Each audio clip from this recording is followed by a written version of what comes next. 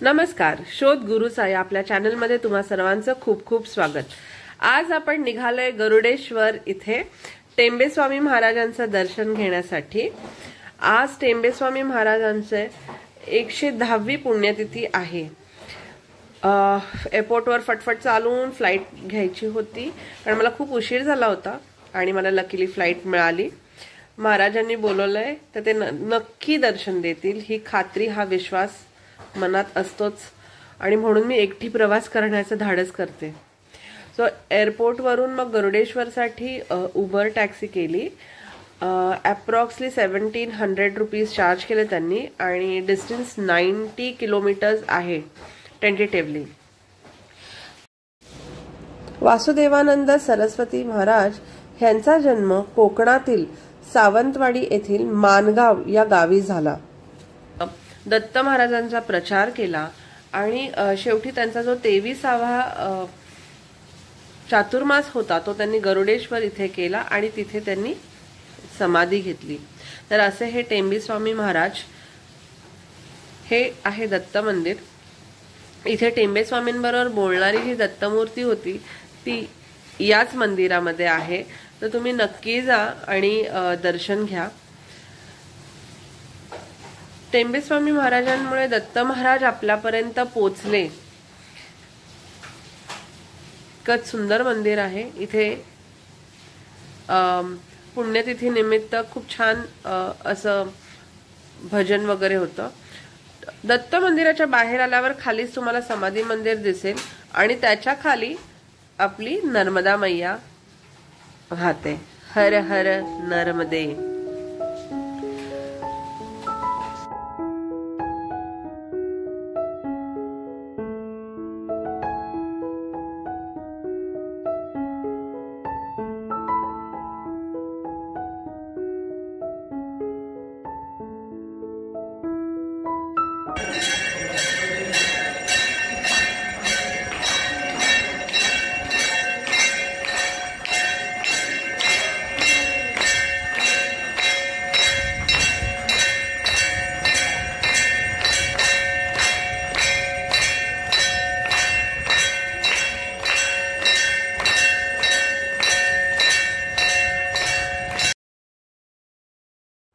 हे आहे टेंबेस्वामींचं समाधी मंदिर।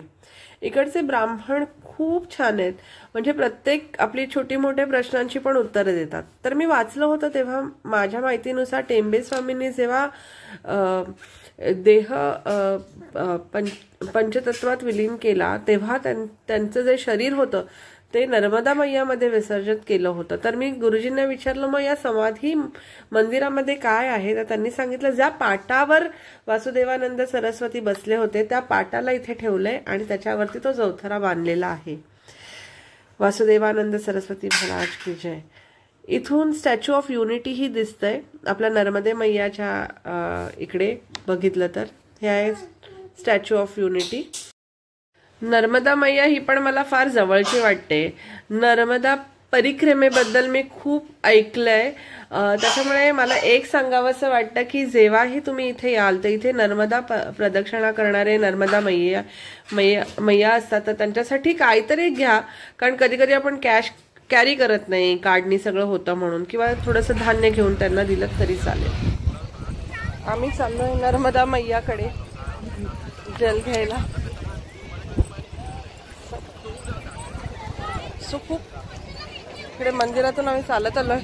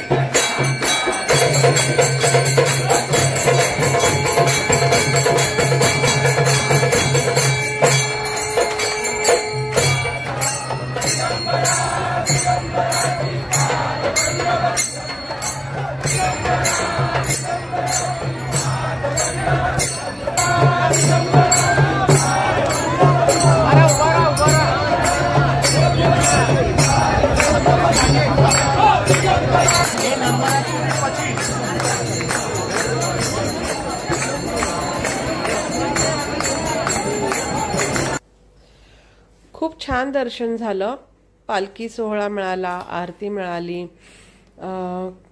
मन प्रसन्न झालं. टेंबेस्वामींचं समाधीस्थान बघायची खूप मनाला ओढ होती, नर्मदे मैयेचं दर्शन घेण्याची खूप ओढ होती, ती पूर्ण झाली. असेच स्वामी जिथे जिथे आहेत तिथे तिथे त्यांनी मला बोलवावं आणि दर्शन त्यांचं घडवावं. आता परत मुंबईला जाण्याचा प्रवास सुरू झाला.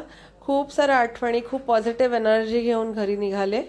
तुम्हा सगळ्यांनाही स्वामींनी कृपा करावी आणि तुम्हा सगळ्यांनाही छान पॉझिटिव्ह एनर्जी द्यावी, तुमची सगळी छान कामं व्हावी आणि तुम्ही खूप पॉझिटिव्ह राहावे, ही स्वामीचरणी प्रार्थना.